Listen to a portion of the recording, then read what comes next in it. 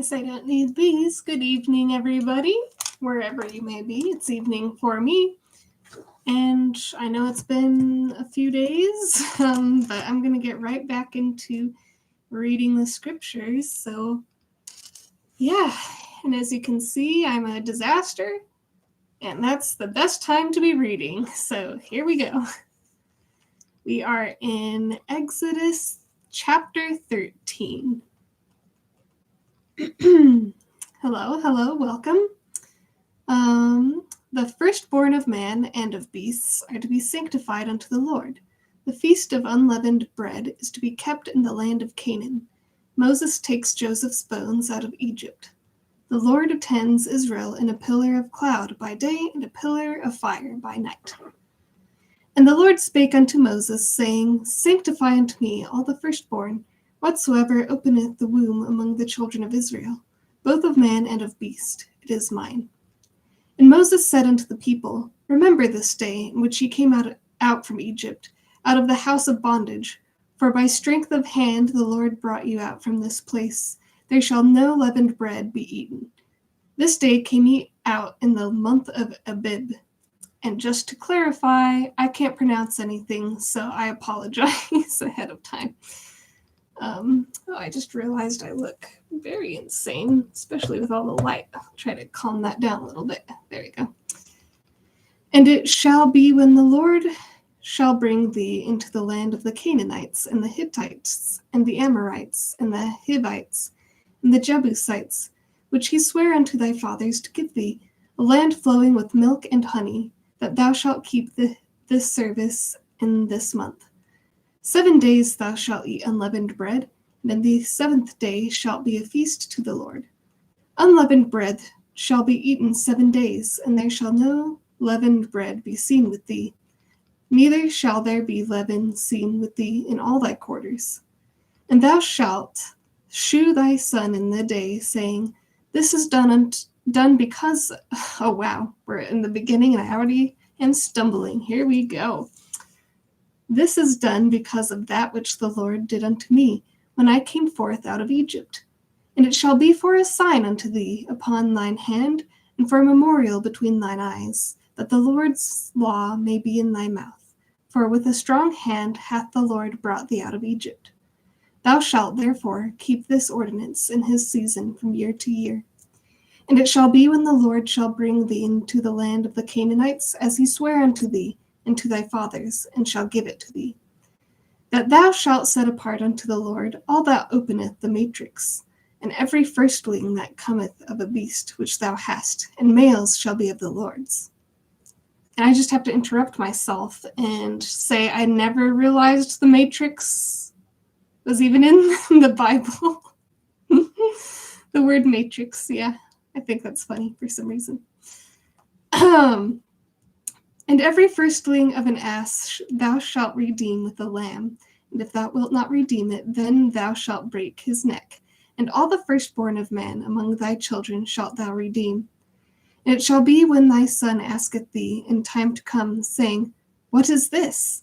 That thou shalt say unto him, By strength of hand the Lord brought us out from Egypt, from the house of bondage. And it came to pass, when Pharaoh would hardly let us go, that the Lord slew all the firstborn in the land of Egypt, both the firstborn of man and the firstborn of beast. Therefore I sacrifice to the Lord all that openeth the matrix, being males, but all the firstborn of my children I redeem. And it shall be for a token upon thine hand, and for frontlets between thine eyes. For by strength of hand the Lord brought us forth out of Egypt. And it came to pass, when Pharaoh had let the people go, that God led them not through the way of the land of the Philistines, although that was near.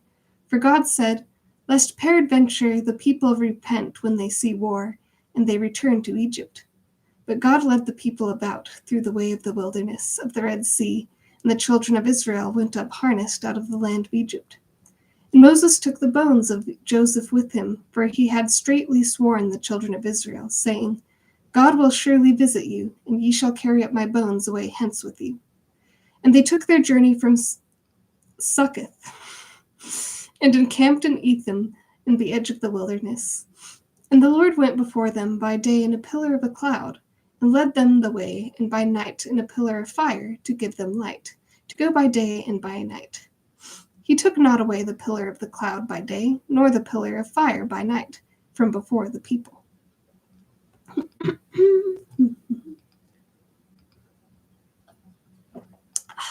Water drinking, very exciting.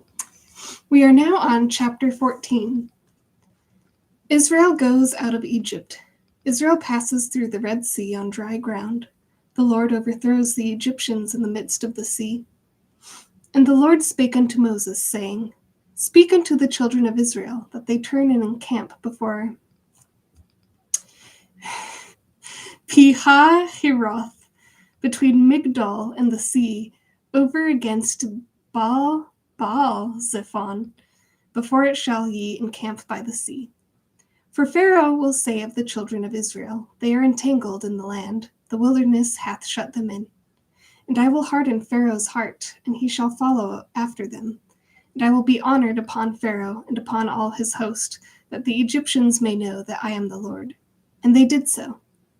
And it was told the king of Egypt that the people fled, and the heart of Pharaoh and his servants were turned against the people.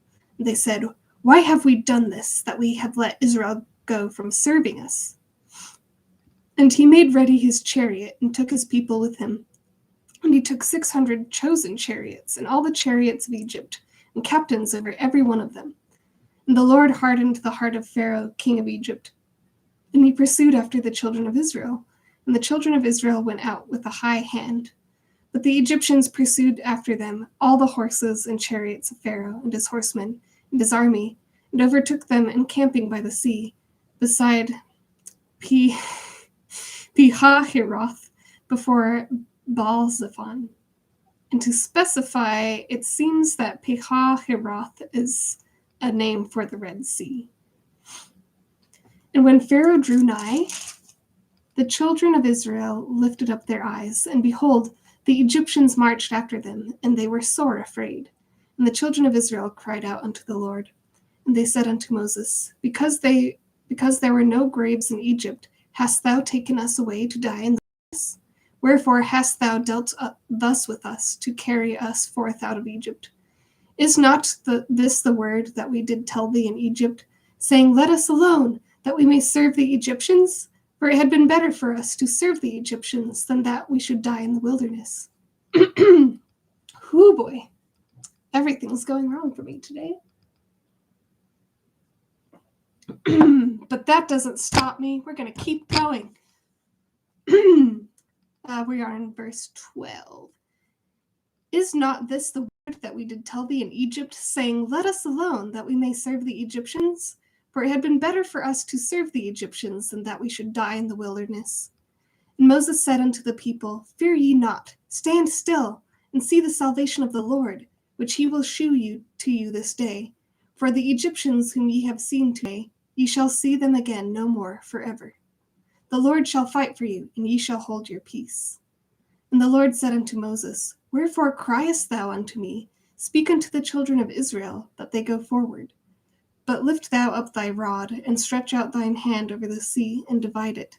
And the children of Israel shall go on dry ground through the midst of the sea. And behold, I will harden the hearts of the Egyptians, and they will follow them. And I will get me honor upon Pharaoh, and upon all his host, upon his chariots, and upon his horsemen. And the Egyptians shall know that I am the Lord, when I have gotten me honor upon Pharaoh, upon his chariots, and upon his horsemen. And the angel of God, which went before the camp of Israel, removed and went behind them. And the pillar of the cloud went from before their face and stood behind them. And it came to pass between the camp of the Egyptians and the camp of Israel, and it was a cloud and darkness to them, but it gave light by night to these, so that one came not near the other all the night. And Moses stretched out his hand over the sea, and the Lord caused the sea to go back by a strong east wind all that night, and made the sea dry land, and the waters were divided. And the children of Israel went into the midst of the sea upon the dry ground, and the waters were a wall unto them on their right hand and on their left. And the Egyptians pursued, and went in after them to the midst of the sea, even all Pharaoh's horses, his chariots, and his horsemen.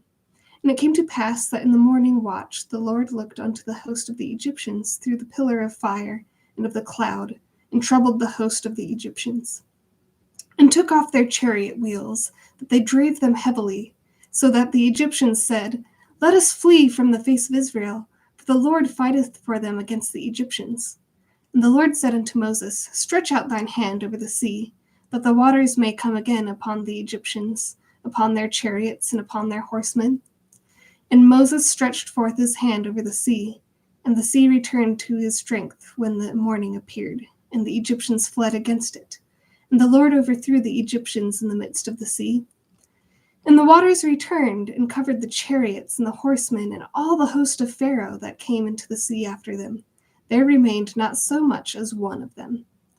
But the children of Israel walked upon dry land in the midst of the sea, and the waters were a wall unto them on their right hand and on their left. Thus the Lord saved Israel that day out of the hand of the Egyptians. And Israel saw the Egyptians dead upon the seashore. And Israel saw that great work which the Lord did upon the Egyptians, and the people feared the Lord.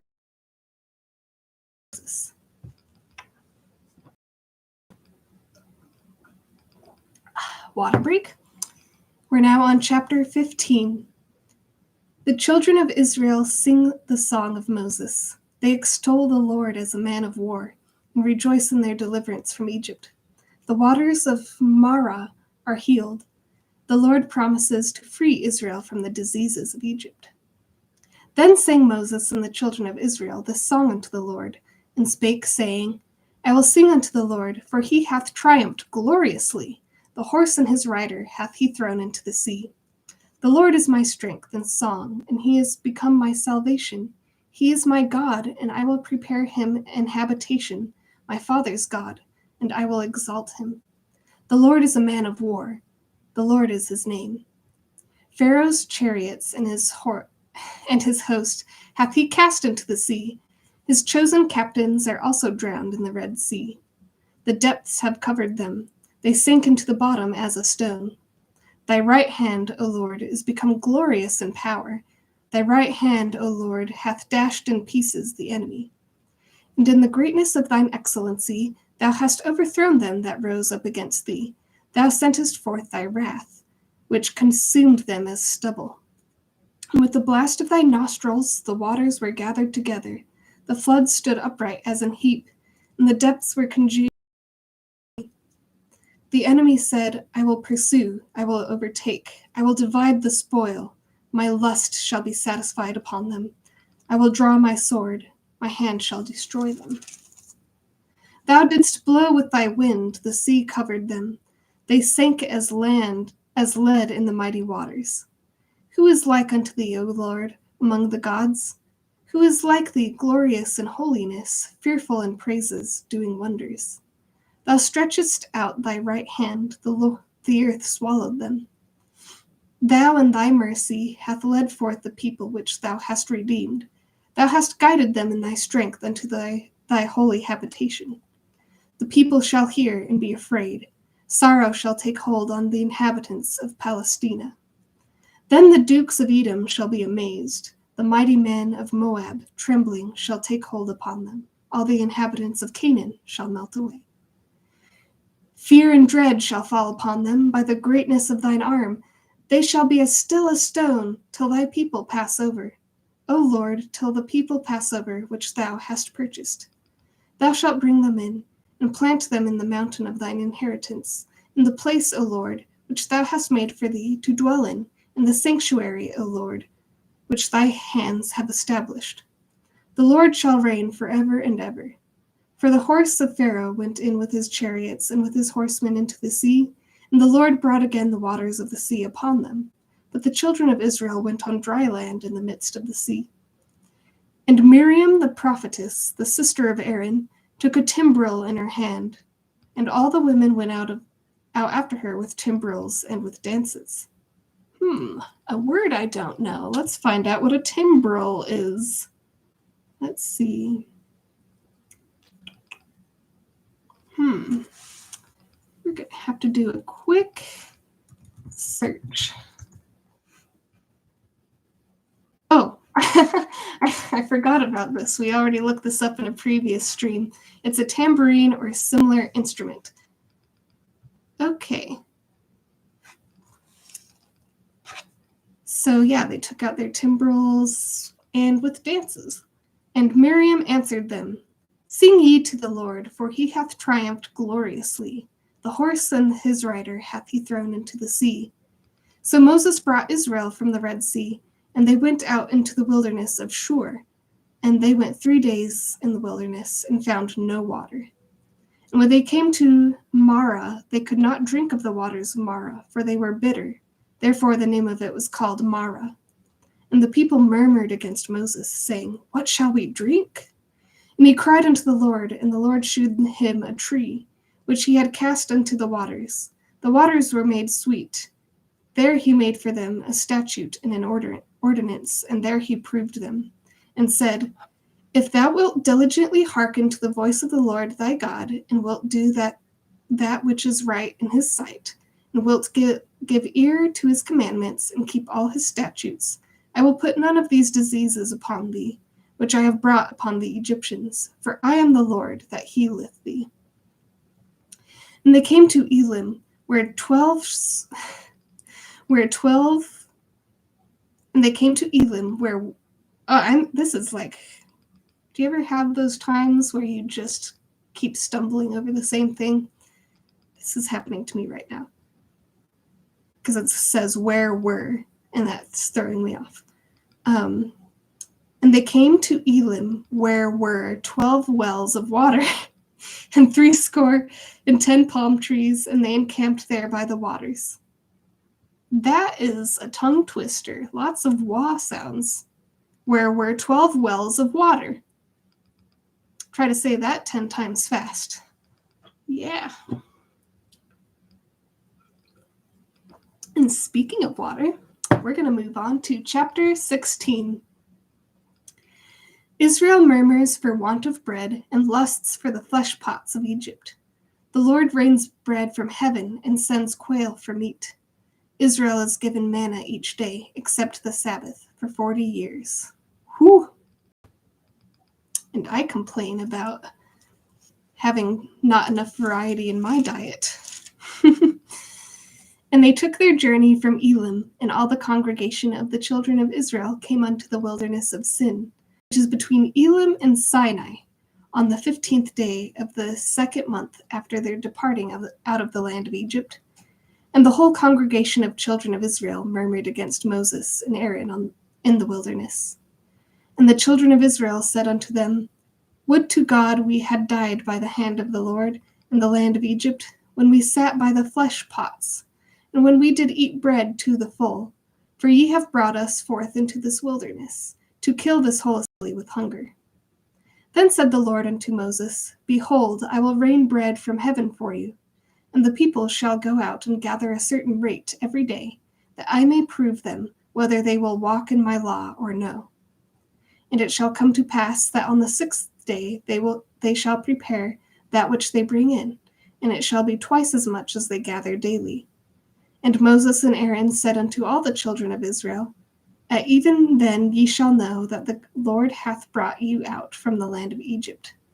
And in the morning then ye shall see the glory of the Lord, for that he heareth your murmurings against the Lord. And what are we, that ye murmur against us? And Moses said, This shall be, when the Lord shall give you in the evening flesh to eat, and in the morning bread to the full. For the Lord heareth your murmurings, which ye murmur against him. And what are we? Your murmurings are not against us, but against the Lord.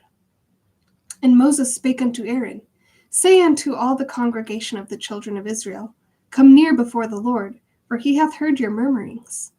And it came to pass, as Aaron spake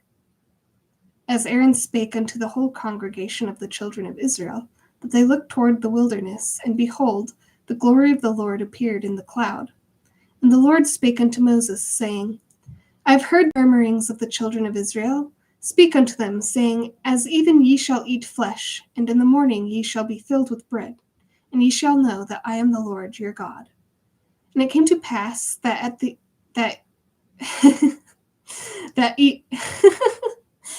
And it came to pass that I can't. Okay. And it came to pass that even the quails came up and covered the camp, and in the morning the dew lay round about the host. And when the dew that lay was gone up, behold, upon the face of the wilderness there lay a small round thing, as small as the hoar frost on the ground. And when the children of Israel saw it, they said one to another, It is manna, for they wist not what it was. And Moses said unto them, This is the bread which the Lord hath given you to eat. This is the thing which the Lord hath commanded. Gather of it every man according to his eating, an omer for every man, according to the number of your persons. Take ye every man for them which are in his tents. I wonder how much an omer is. An omer to every man. We're going to find this out together. Omer. Oh, yeah, and Bible. It says an ancient Hebrew unit of dry capacity equal to 1/10 ephah. And I don't know how much that is. Don't you love when you have a definition that doesn't really clarify? Okay, here we go. How much is an omer and an ephah? In traditional Jewish standards of measurement, the omer was equivalent to the capacity of 43.2 eggs, or what is known as 1/10 of an ephah, 3 seahs. In dry weight, the omer weighed between 1.560 kilograms to 1.770 kilograms, being the quantity of flour required to separate therefrom the dough offering. Interesting. Alrighty. So now that we have that very important unit of measurement, which isn't all that important, so they take every man an omer to their tents, and the children of Israel did so, and gathered some more, some less. And when they did meet it with an omer, he that gathered much had nothing over, and he that gathered little had no lack. They gathered every man according to his eating. And Moses said, Let no man leave of it till the morning. Notwithstanding, they hearkened not unto Moses, but some of them left it until the morning, and it bred worms and stank. And Moses was wroth with them. And they gathered it every morning, every man according to his eating. And when the sun waxed hot, it melted. And it came to pass that on the 6th day they gathered twice as much bread, 2 omers for one man. And all the rulers of the congregation came and told Moses. And he said unto them, This is that which the Lord hath said. Tomorrow is the rest of the holy Sabbath unto the Lord. Bake that which ye will bake today, and seethe that ye will seethe. And that which remaineth over lay up for you to be kept until the morning. And they laid it up till the morning, as Moses bade, and it did not stink, neither was there any worm therein. And Moses said, Eat that today, for today is a Sabbath unto the Lord. Today ye shall not find it in the field. 6 days ye shall gather it, but on the 7th day, which is the Sabbath, in it there shall be none. And it came to pass that there went out some of the people on the 7th day for to gather, and they found none. The Lord said unto Moses, How long refuse ye to keep my commandments and my laws?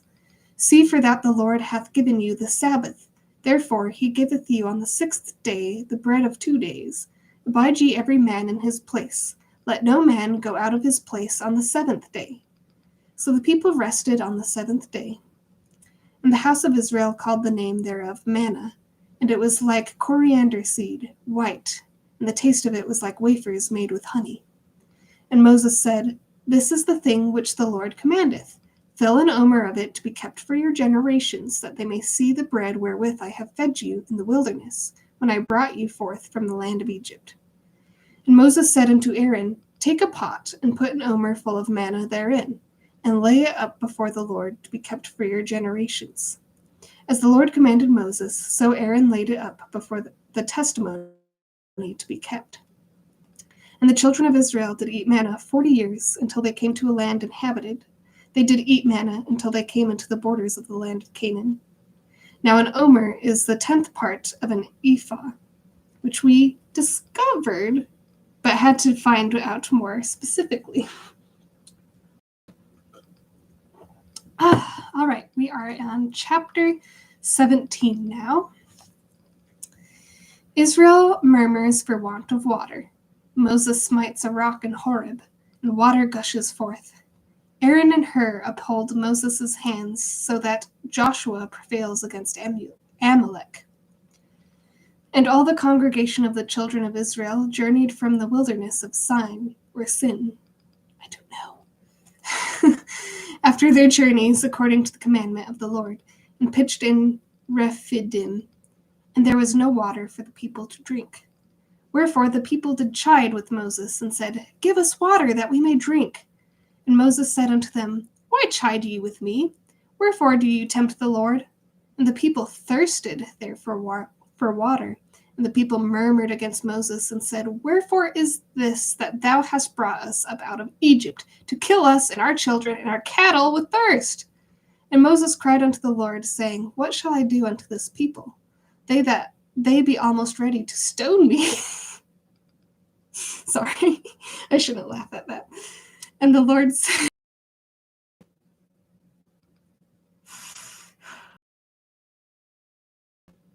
that you were ready to kill. I don't know why that made me laugh. Okay. And the Lord said unto Moses, Go on before the people, and take with thee the elders of Israel, and thy rod, wherewith thou smotest the river. Take in thine hand, and go. Behold, I will stand before thee, there upon the rock in Horeb, and thou shalt smite the rock, and there shall come water out of it, that the people may drink. And Moses did so in the sight of the elders of Israel.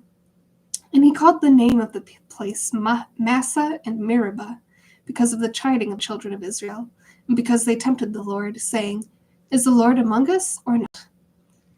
Then came Amalek, and fought with Israel in Rephidim. And Moses said unto Joshua, Choose us out men, and go out, fight with Amalek.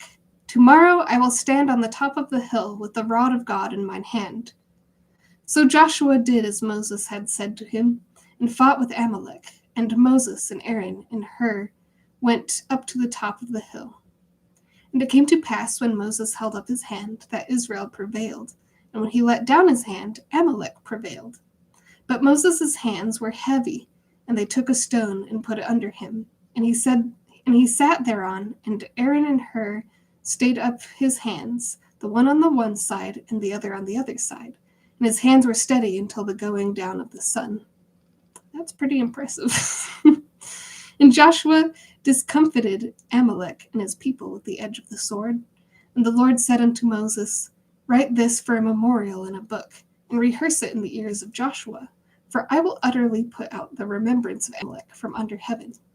And Moses built an altar and called the name of it Jehovah.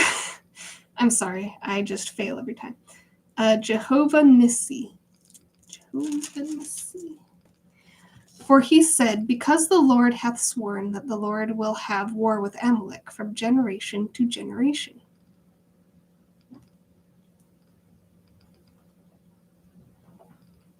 We are now on chapter 18. Jethro comes to Moses, bringing Moses' wife and sons, and offers sacrifices to the Lord. Moses sits on the judgment seat and hears all cases. Jethro counsels Moses to teach the law, to appoint lesser judges, and to delegate power to them. When Jethro, the priest of Midian, Moses' father-in-law, heard of all that God had done for Moses and for Israel his people, and that the Lord had brought Israel out of Egypt, then Jethro, Moses' father-in-law, took Zipporah, Moses' wife, after he had sent her back, and her 2 sons, of which the name of one was Gershom, for he said, I have been an alien in a strange land. And the name of the other was Eliezer, for the God of my father, said he, was mine help, and delivered me from the sword of Pharaoh. And Jethro, Moses' father-in-law, came with his sons and his wife unto Moses into the wilderness, where he encamped at the mount of God. And he said unto Moses, I, thy father-in-law Jethro, am come unto thee, and thy wife and her 2 sons with her. And Moses went out to meet his father-in-law, and did obeisance, and kissed him. And they asked each other of their welfare, and they came into the tent. And Moses told his father-in-law all that the Lord hath done unto their Pharaoh, and to the Egyptians for Israel's sake, and all the travail that had come upon them by the way, and how the Lord delivered them. And Jethro rejoiced for all the goodness which the Lord had done to Israel, whom he had delivered out of the hand of the Egyptians. And Jethro said, Blessed be the Lord, who hath delivered you out of the hand of the Egyptians, and out of the hand of Pharaoh, who hath delivered the people from under the hand of the Egyptians. Now I know that the Lord is greater than all gods, for in the thing wherein they dealt proudly he was above them. And Jethro, Moses' father-in-law, took a burnt offering and sacrifices for God, and Aaron came, and all the elders of Israel, to eat bread with Moses' father-in-law before God. And it came to pass on the morrow that Moses sat to judge the people, and the people stood by Moses from the morning unto the evening. And when Moses' father-in-law saw all that he did to the people, he said, What is this thing that thou doest to the people?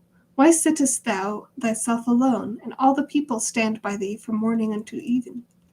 And Moses said unto his father-in-law, Because the people come unto me to inquire of God. When they have a matter, they come unto me, and I judge between one and another, and I do make them known the statutes of God and his laws. And Moses' father-in-law said unto him, The thing that thou doest is not good. Thou wilt surely wear away, both thou and this people that is with thee, for this thing is too heavy for thee. Thou art not able to perform it thyself alone. Hearken now unto my voice. I will give thee counsel, and God shall be with thee. Be thou for the people to Godward, that thou mayest bring the causes unto God. And thou shalt teach them ordinances and laws, and shalt shew them the way wherein they must walk, and the work that they must do. Moreover, thou shalt provide out of all the people able men, such as fear God, men of truth, hating covetousness, and place such over them to be rulers of thousands, and rulers of hundreds, rulers of 50s, and rulers of 10s. Let them judge the people at all seasons, and it shall be, that every great matter they shall bring unto thee, but every small matter they shall judge, so shall it be easier for thyself, and they shall bear the burden with thee. If thou shalt do this thing, and God command thee so, then thou shalt be able to endure, and all this people shall also go to their place in peace. So Moses hearkened to the voice of his father-in-law, and did all that he had said. And Moses chose able men out of all Israel, and made them heads over the people, rulers of thousands, rulers of hundreds, rulers of 50s, and rulers of 10s. And they judged the people at all seasons. The hard causes they brought unto Moses, but every small matter they judged themselves. God depart, and he went his way.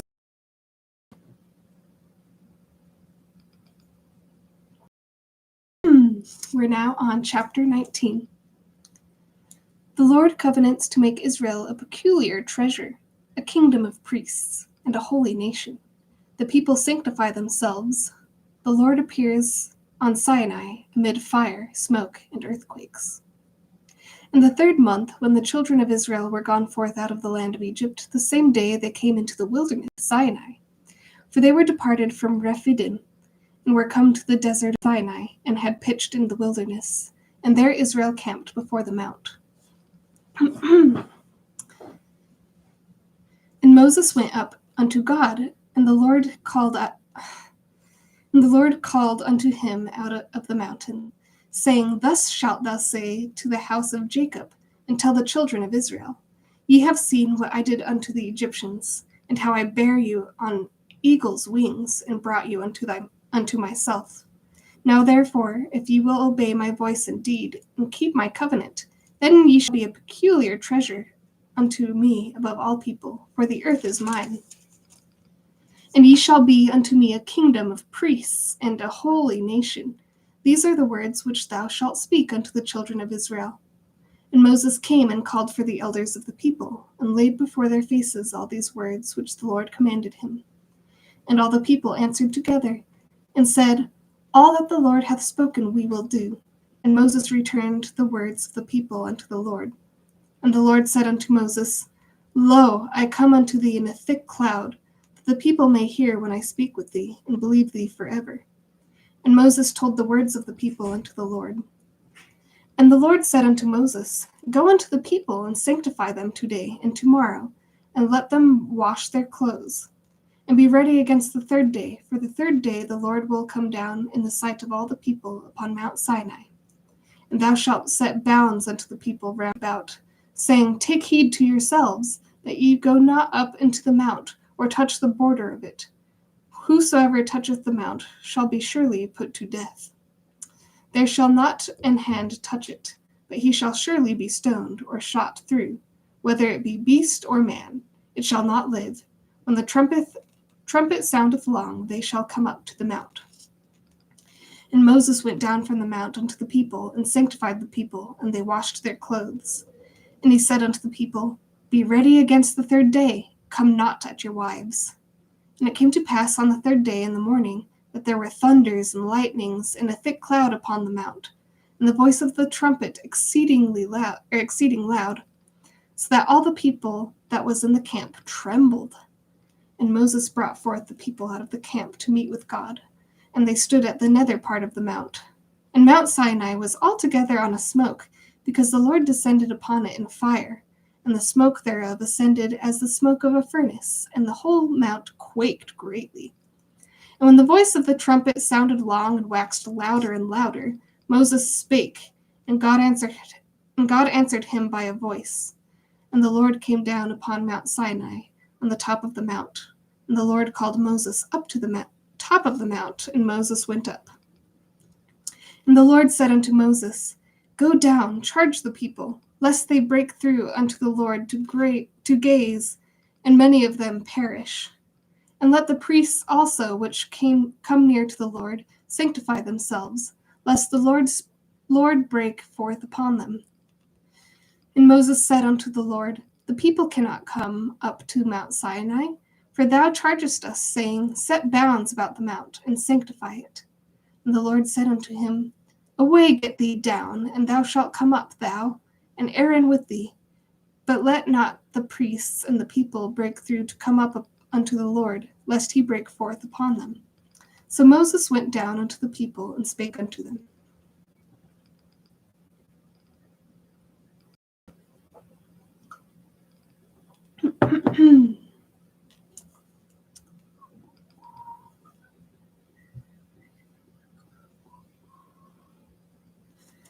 All right, we are now on chapter 20. The Lord reveals the 10 Commandments. Israel is to bear witness that the Lord has spoken from heaven. The children of Israel are forbidden to make gods of silver or gold. They are to make altars of unhewn stones and sacrifice to the Lord thereon. Ooh, I like this chapter. And God spake all these words, saying, I am the Lord thy God, which have brought thee out of the land of Egypt, out of the house of bondage. Thou shalt have no other gods before me. Thou shalt not make unto thee any graven image, or any likeness of anything that is in heaven above, or that is in the earth beneath, or that is in the water under the earth. Thou shalt not bow down thyself to them, nor serve them. For I, the Lord thy God, am a jealous God, and shewing mercy unto thousands who keep my commandments. Thou shalt not take the name of the Lord thy God in vain, for the Lord will not hold him guiltless that taketh his name in vain. Remember the Sabbath day to keep it holy. 6 days shalt thou labor, and do all thy work. But the 7th day is the Sabbath of the Lord thy God. In it thou shalt not do any work, thou, nor thy son, nor thy daughter, thy manservant, nor thy maidservant, nor thy cattle, nor thy stranger that is within thy gates. For in 6 days the Lord made heaven and earth, the sea, and all that in them is, and rested the 7th day. Wherefore the Lord blessed the Sabbath day, and hallowed it. Honor thy father and thy mother, that thy days may be long upon the land which the Lord thy God giveth thee. Thou shalt not kill. Thou shalt not commit adultery. Thou shalt not steal. Thou shalt not bear false witness against thy neighbor. Thou shalt not covet thy neighbor's house. Thou shalt not covet thy neighbor's wife, nor his manservant, nor his maidservant, nor his ox, nor his ass, nor anything that is thy neighbor's. And all the people saw the thunderings and the lightnings and the noise of the trumpet, and the mountain smoking. And when the people saw it, they removed and stood afar off. And they said unto Moses, Speak thou with us, and we will hear. But let not God speak with us, lest we die. And Moses said unto the people, Fear not, for God is come to prove you, and that his fear may be before your faces, that ye sin not. And the people stood afar off, and Moses drew near unto the thick darkness where God was. And the Lord said unto Moses, Thus shalt thou say unto the children of Israel, Ye have seen, I have talked with you from heaven. Ye shall not make with me gods of silver, neither shall ye make unto you gods of gold. An altar of earth thou shalt make unto me, and shalt sacrifice thereon thy burnt offerings, and thy peace offerings, thy sheep and thine oxen, and all places where I record my name I will come unto thee, and I will bless thee. And if thou wilt make me an altar of stone, thou shalt not build it of hewn stone. For if thou lift up thy tool upon it, thou hast polluted it. Neither shalt thou go up by steps unto mine altar, that the nakedness be not discovered thereon. Did I skip something? Oh, okay. Chapter 21. The Lord reveals his laws pertaining to servants' marriage, the death penalty for various offenses, the giving of an eye for an eye and a tooth for a tooth, and the damage done by oxen. Now these are the judgments which thou shalt set before them. If thou buy an Hebrew servant, 6 years he shall serve, and in the 7th he shall go out free for nothing. And if he came in by himself, he shall go out by himself. If he were married, then his wife shall go out with him. If his master have given him a wife, and sons or daughters, the wife and her children shall be her master's, and he shall go out by himself. And if the servant shall plainly say, I love my master, my wife, and my children, I will not go out free. Then his master shall bring him unto the judges. He shall also bring him to the door, or unto the door post, and his master shall bore his ear through with an awl, and he shall serve him forever. And if a man sell his daughter to be a maidservant, she shall not go out as the manservants do. If she please not her master who hath betrothed her to himself, then shall he let her be redeemed. To sell her unto a strange nation he shall have no power, seeing he hath dealt deceitfully with her. And if he hath betrothed her unto his son, he shall deal with her after the manner of daughters. If he take him another wife, her food, her raiment, and her duty of marriage shall he not diminish. And if he shall not these three things, and if he do not these three unto her, then shall she go out free without money. He that smiteth a man so that he die shall be surely put to death. And if a man lie not in wait, but God deliver him into his hand, then I will appoint thee a place, whither he shall flee. But if a man come presumptuously upon his neighbor, to slay him with guile, thou shalt take him from mine altar, that he may die. And he that smiteth his father or his mother shall be surely put to death. And he that stealeth a man, and selleth him, or if he be found in his hand, he shall surely be put to death. And he that curseth his father and his mother shall surely be put to death. And if a man strive together, and one smite another with a stone, or with his fist, and he die not, but keepeth his bed, if he rise again and walk abroad upon his staff, then shall he that smote him be quit. Only he shall pay for the loss of his time, and shall cause him to be thoroughly healed. And if a man smite his servant or his maid with a rod, and he die under his hand, he shall be surely punished. Notwithstanding, if he continue a day or two, he shall not be punished, for he is his money. If men strive and hurt a woman with child, so that her fruit depart from her, and yet no mischief follow, he shall be surely punished, according as the woman's husband will lay upon him. and he shall pay as the judges determine. I feel a sneeze. I'm sorry. Whew. And if any mischief follow, then thou shalt give life for life, eye for eye, tooth for tooth, hand for hand, foot for foot, burning for burning, wound for wound, stripe for stripe. And if a man smite the eye of his servant or the eye of his maid, that it perish, he shall let him go free for his eye's sake. And if he smite out his manservant's tooth or his maidservant's tooth, he shall let him go free for his tooth's sake.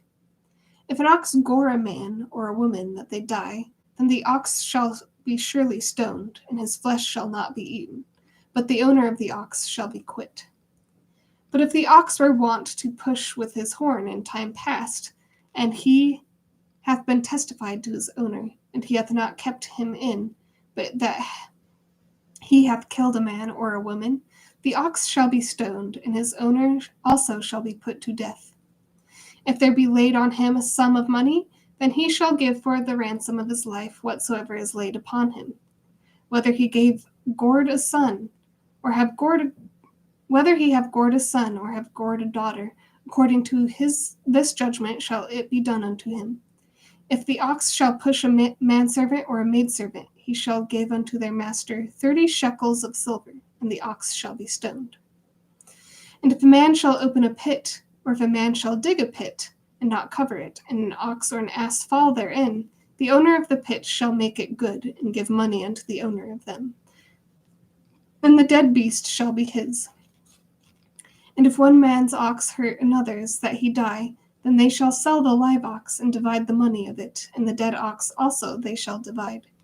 Or if it be known that the ox hath used to push in time past, and his owner hath not kept him in, he shall surely pay ox for ox, and the dead shall be his own. Very interesting.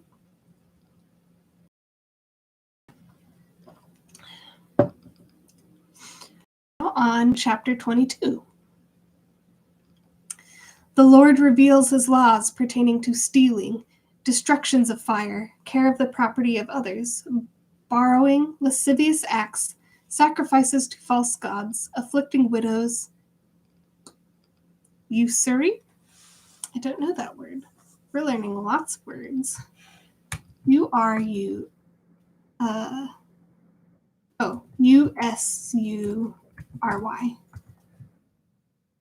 We will find out. I don't know how to pronounce it. Usury is the practice of making unethical or immoral monetary loans that unfairly enrich the lender. Religious prohibitions on usury are predicated upon the belief that charging interest on a loan is a sin. See? Okay. So back to the description. So revealing laws, reviling God, and the firstborn of men and of animals, the men of Israel are commanded to be holy. The man shall steal an ox or a sheep and kill it or sell it. He shall restore 5 oxen for an ox, and 4 sheep for a sheep. If a thief be found breaking up, and be smitten that he die, there shall no blood be shed for him. If the sun be risen upon him, there shall be blood shed for him, for he should make full restitution. If he hath nothing, then he shall be sold for his theft. If the theft be certainly found in his hand alive, whether it be ox or ass or sheep, he shall restore double. If a man shall cause a field or vineyard to be eaten, and shall put in his beast, and shall feed in another man's field, of the beast of his own field, and of the best of his own vineyard. Oh, I completely misread that. Best of his own field, and the best of his own vineyard, restitution. If fire break out and catch in thorns, so that the stacks of corn, or the standing corn, or the field be consumed therein, he that kindled the fire shall surely make restitution. If a man shall deliver unto his neighbor money or stuff to keep, and it be stolen out of the man's house, if the thief be found, let him pay double. If the thief be not found, then the master of the house shall be brought unto the judges to see whether he have put his hand unto his neighbor's goods. For all manner of trespass, whether it be for ox, for ass, for sheep, for raiment, or for any manner of lost thing, which another challengeth to be his, the cause of both parties shall come before the judges, and whom the judges shall condemn, he shall pay double unto his neighbor. If a man deliver unto his neighbor an ass, or an ox, or a sheep, or any beast to keep, and it die, or it be hurt or driven away, no man seeing it, then shall an oath of the Lord be put between them, that he hath not put his hand unto his neighbor's goods, and the owner of it shall accept thereof, and he shall not make it good. And if it be stolen from him, he shall make restitution unto the owner thereof. If it be torn in pieces, then let him bring it for witness, and he shall not make good that which is torn. And if a man borrow aught of his neighbor, and it be hurt or die, the owner thereof being not with it, he shall surely make it good. Be with it, he shall not make it good, if it be for his hire. And if a man entice a maid that is not betrothed, and lie with her, he shall surely endow her to be his wife. And if her father utterly refuse to give her unto him, he shall pay money according to the dowry of virgins. That's very interesting. Thou shalt not suffer a witch to live. No witches.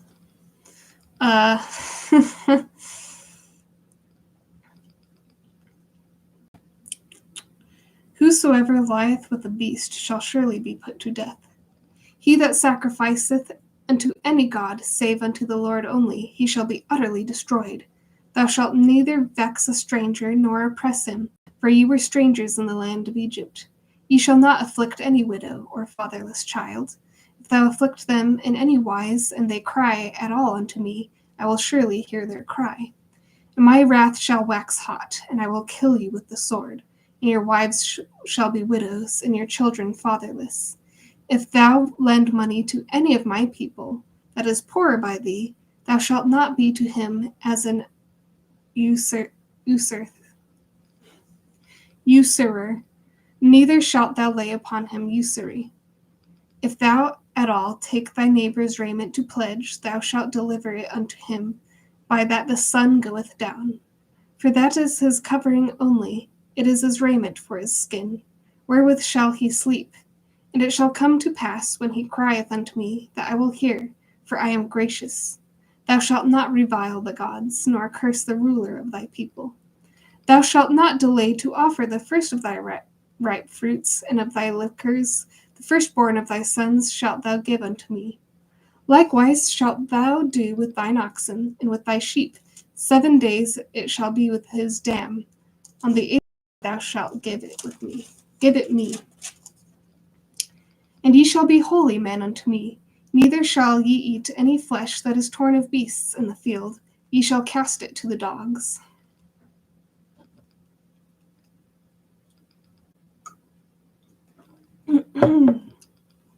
Oops. Ooh, that's scandalous. None of that. Chapter 23. The Lord reveals his laws pertaining to integrity and godly conduct. The land is to rest during his sabbatical year. The children of Israel are to keep 3 annual feasts. An angel bearing the Lord's name will guide them. Sickness will be removed. The nations of Canaan will be driven out gradually. Thou shalt not raise a false report. Put not thine hand with the wicked to be an unrighteous witness. Thou shalt not follow a multitude to do evil. Neither shalt thou speak in a cause to decline after many to wrest judgment.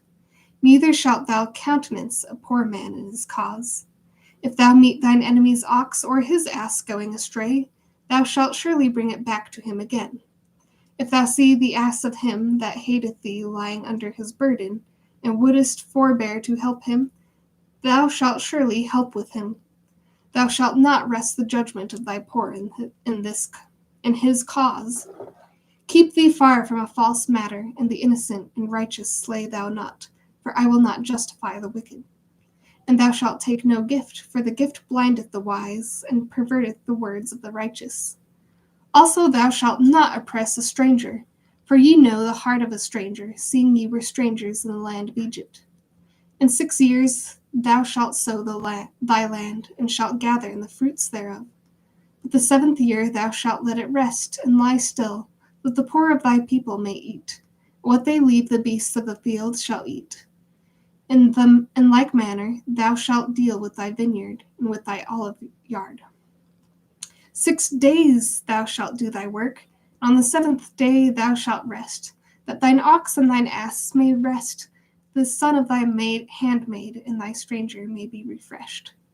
And in all things that I have said unto you, be circumspect, and make no mention of the name of other gods, neither let it be heard out of thy mouth. 3 times thou shalt keep a feast unto me in the year.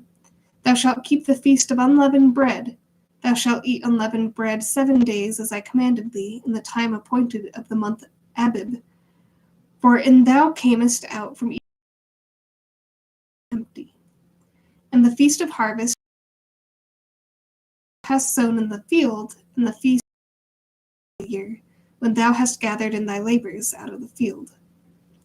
3 times in the year all thy males shall appear before the Lord God. Thou shalt not offer the blood of my sacrifice with leavened bread, neither shall the fat of my sacrifice remain until the morning. The first of the firstfruits of thy land thou shalt bring into the house of the Lord thy God. Thou shalt not see the kid in his mother's milk. Behold, I send an angel before thee to keep thee in the way, and to bring thee into the place which I have prepared. Beware of him, and obey his voice. Provoke him not, for he will not pardon your transgressions, for my name is in him.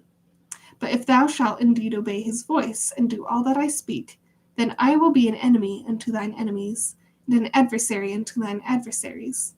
Mine angel shall be before thee, and bring thee in unto the Amorites, and the Hittites, and the Perizzites, and the Canaanites, the Hivites, and the Jebusites, and I will cut them off.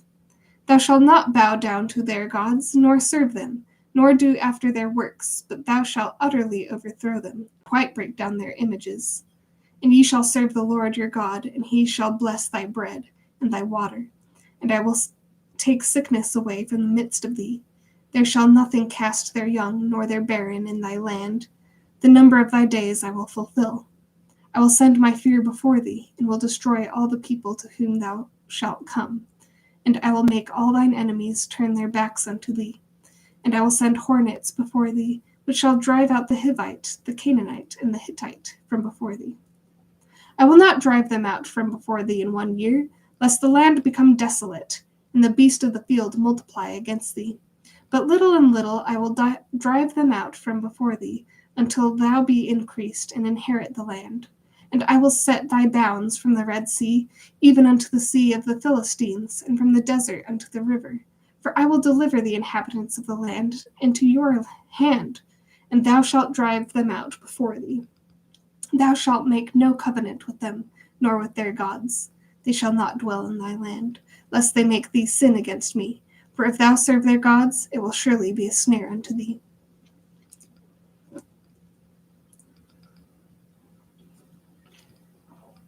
We're now on chapter 24. Israel accepts the words of the Lord by covenant. Moses sprinkles the blood of the covenant. He, Aaron, Nadab, Abihu, and 70 of the elders of Israel say God. The Lord calls Moses on the mount to receive the tables of stones and commandments.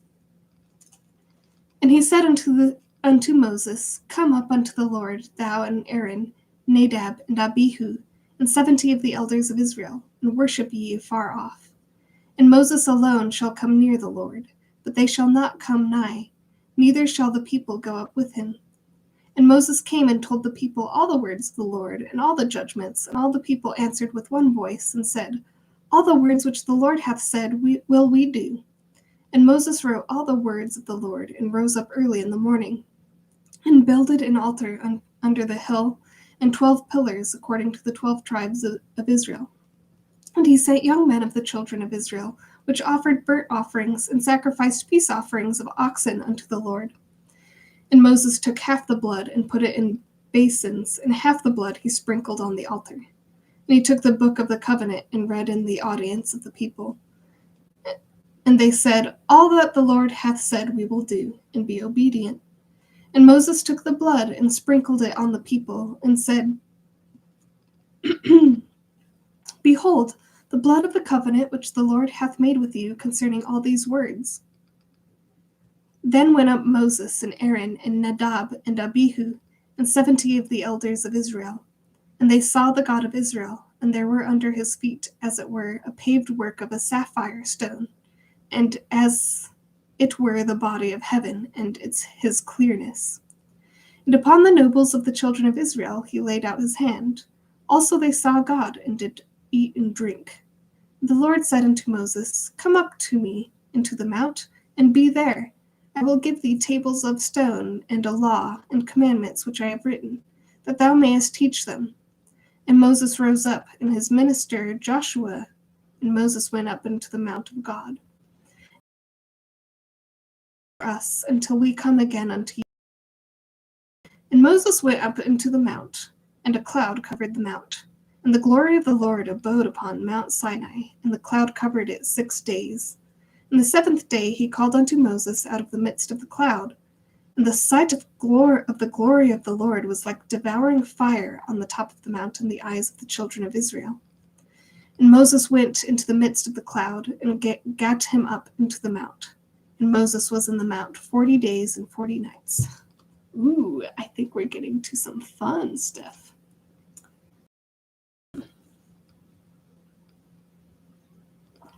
Ha ha ha. We're now on chapter 25. Israel is commanded to donate property and build a tabernacle, the Ark of Testimony with the mercy seat and cherubims, a table for the shewbread, and the candlestick, all according to patterns shown to Moses on the mount. And the Lord spake unto Moses, saying, "Speak unto the children of Israel, that they bring me an offering. Of every man that giveth it willingly with his heart, ye shall take my offering. And this is the offering which ye shall take of them: gold and silver and brass, and blue and purple and scarlet, and fine linen, and goat's hair, and ram's skins dyed red, and badger's skins, and shittim wood, oil for the light, spices for anointing oil, and for sweet incense, onyx stones, and stones to be set in the ephod and in the breastplate. And let them make me a sanctuary, that I may dwell among them. According to all I shew thee, after the pattern of the tabernacle, and the pattern of all the instruments thereof, even so shall ye make it. And they shall make an ark of shittim wood. 2 cubits and a half shall be the length thereof, and a cubit and a half of a breadth thereof, and a cubit and a half of the height thereof. And thou shalt overlay it with pure gold. Within and without shalt thou overlay it, and shalt make upon it a crown of gold round about. And if thou shalt cast 4 rings of gold for it, and put them in the 4 corners thereof, the 2 rings shall be in the one side of it, and 2 rings on the other side of it. And thou shalt make staves of shittim wood, and overlay them with gold. And thou shalt put the staves into the rings by the sides of the ark, that the ark may be borne with them. The staves shall be in the rings of the ark, they shall not be taken from it. And thou shalt put into the ark the testimony which I shall give thee. And thou shalt make a mercy seat of pure gold. 2 cubits and a half shall be the length thereof, and a cubit and a half the breadth thereof. And thou shalt make 2 cherubims of gold, of beaten work shalt thou make them, in the 2 ends of the mercy seat. And make 1 cherub on the one end, and the other cherub on the other end, even of the mercy seat shalt thou make the cherubims on the 2 ends thereof. And the cherubims shall stretch forth their wings on high, covering the mercy seat with their wings, and their faces shall look one to another. Toward the mercy seat shall their faces of the cherubims be. And thou shalt put the mercy seat upon the ark, and in the ark thou shalt put the testimony that I shall give thee. And there I will meet with thee, and I will commune with thee from above the mercy seat, from between the 2 cherubims, which are upon the ark of the testimony, of all the things which I shall give thee in commandment unto the children of Israel. I'm sorry, someone is talking to me. I'm assuming this is Joey. No, I'm not doing the whole thing in one session. Good question, though. Better answer him.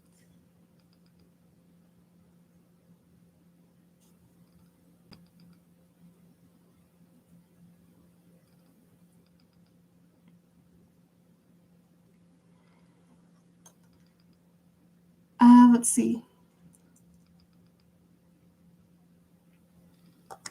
I'll move that away so it won't make noise. Thou shalt also make a table of shittim wood. 2 cubits shall be the length thereof, and a cubit the breadth thereof, and a cubit and a half the height thereof. And thou shalt overlay it with pure gold, and make thereto a crown of gold round about. And thou shalt make it unto it a border of an hand breadth round about. And thou shalt make a golden crown to the border thereof round about. And thou shalt make it 4 rings of gold, and put the rings in the 4 corners that are on the 4 feet thereof. Over against the border shalt the rings be for places of the staves to bear the table. And thou shalt make the staves of shittim wood, and overlay them with gold, that the table may be borne with them. And thou shalt make the dishes thereof, and spoons thereof, and covers thereof, and bowls thereof, to cover withal. Of pure gold shalt thou make them. And thou shalt set upon the table shewbread before me. And thou shalt make a candlestick of pure gold, of beaten work shall the candlestick be made. His shaft and his branches, his bowls, his knops, and his flowers shall be of the same. And 6 branches shall come out of the sides of it, 3 branches of the candlestick out of the one side, and 3 branches of the candlestick out of the other side. 3 bowls made like unto almonds, with a knop and a flower in one branch, and 3 bowls made like almonds in the other branch, with a knop and a flower. So in the 6 branches that come out of the candlestick. And in the candlestick shall be 4 bowls made like unto almonds, with their knops and their flowers. And there shall be a knop under 2 branches of the same, and a knop under 2 branches of the same, and a knop under 2 branches of the same, according to the 6 branches that proceed out of the candlestick. Their knops and their branches shall be of the same, and it shall be one beaten work of pure gold. And thou shalt make the 7 lamps thereof, that they shall light the lamps thereof, that they may give light over against it. And the tongs thereof, and the snuff dishes thereof, shall be of pure gold. Of a talent of pure gold shall he make it, with all these vessels. And look that thou make them after their pattern, which was shewed thee in the mount.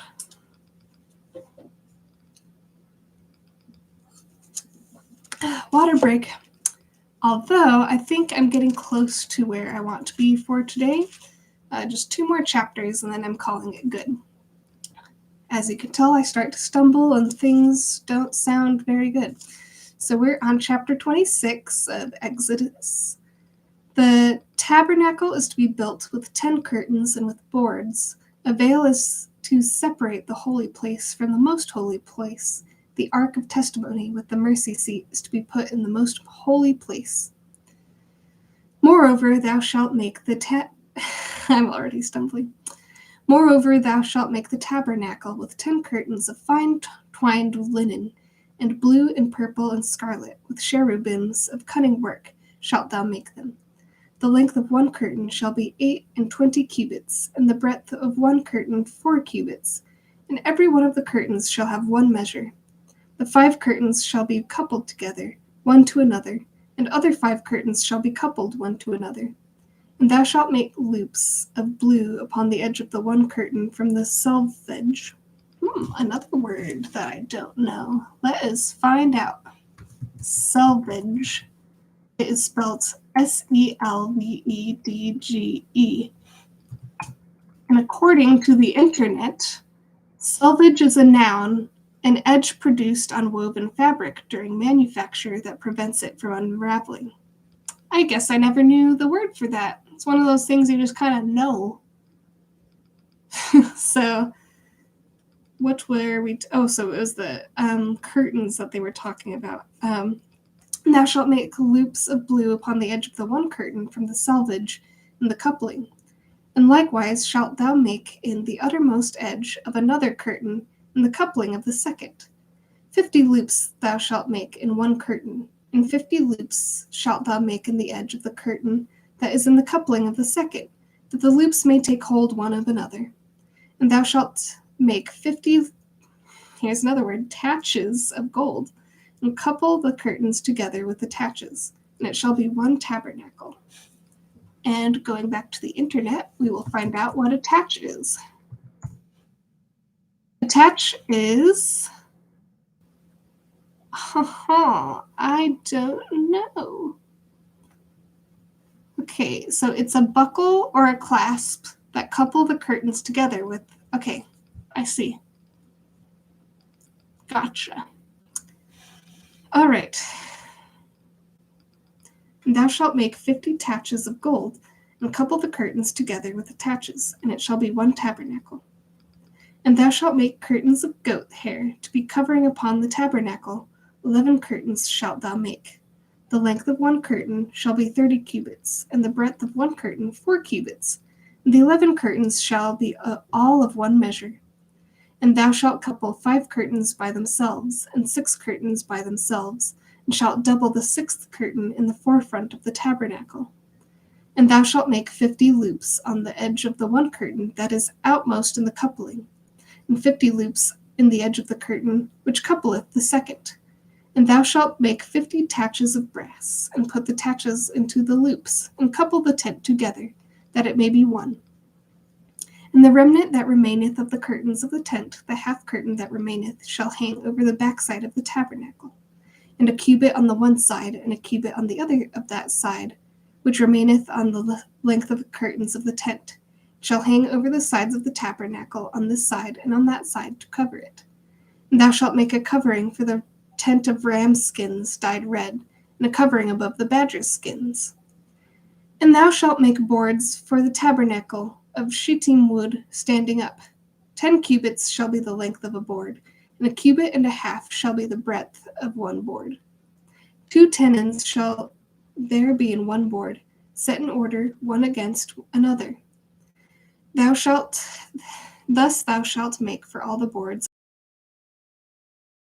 for the tabernacle. And thou shalt make 40 sockets of silver under the 20 under one board for his 2 tenons, and 2 sockets under another board for his 2 tenons. And for the second side of the tabernacle, on the north side, there shall be 20 boards, and there 40 sockets of silver, 2 sockets under one board, and 2 sockets under another board. And for the sides of the tabernacle westward, thou shalt make 6 boards, and 2 boards shalt thou make for the corners of the tabernacle and the 2 sides, and they shall be coupled together beneath, and they shall be coupled together above the head of it unto one ring. Thus shall it be for them both. They shall be for the 2 corners. And they shall be 8 boards, and their sockets of silver, 16 sockets, 2 sockets under one board, and 2 sockets under another board. And thou shalt make bars of shittim wood, 5 of the boards of the one side of the tabernacle, and 5 bars of the boards of the other side of the tabernacle, and 5 bars for the boards of the side of the tabernacle for the 2 sides westward. And the middle bar in the midst of the boards shall reach from end to end. And thou shalt overlay the boards with gold, and make their rings of gold for places for the bars. And thou shalt overlay the bars with gold. And thou shalt rear up the tabernacle according to the fashion thereof, which was shewed thee in the mount. And thou shalt make a veil of blue and purple and scarlet, and fine twined linen of cunning work. With cherubims shall it be made.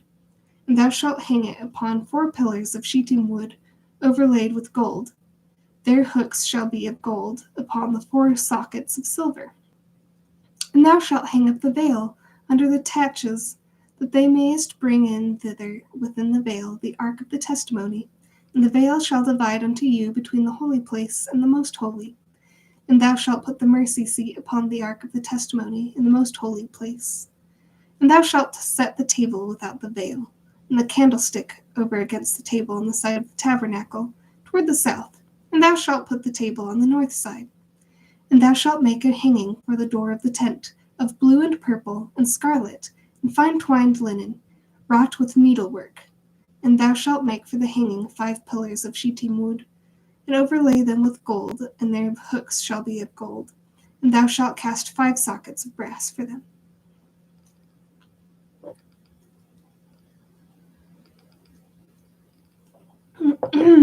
All right.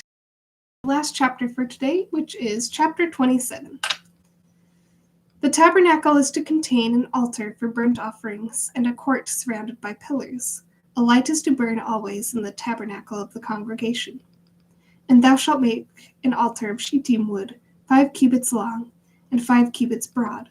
The altar shall be 4 square, and the height thereof shall be 3 cubits. And thou shalt make the horns of it upon the 4 corners thereof.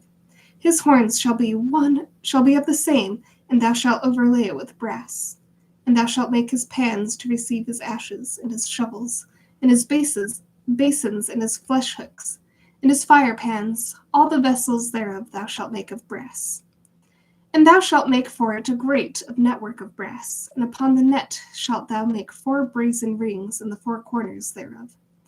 And thou shalt put it under the compass of the altar beneath, that the net may be even to the midst of the altar.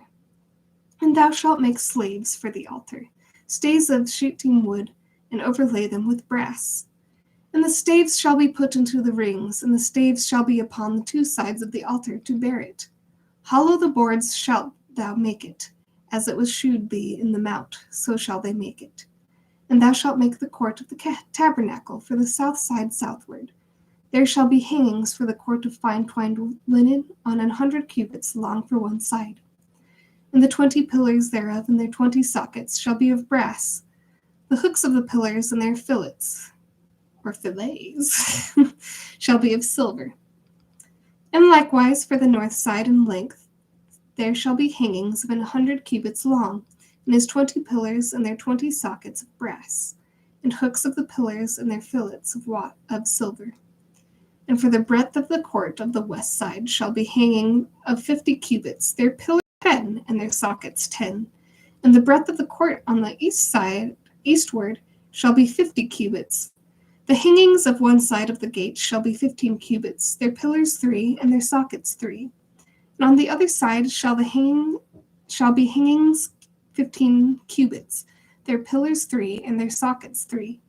And for the gate of the court shall be an hanging of 20 cubits of blue and purple and scarlet and fine twined linen, wrought with needlework, and their pillars shall be 4, and their sockets 4. All the pillars round about the court shall be filleted with silver.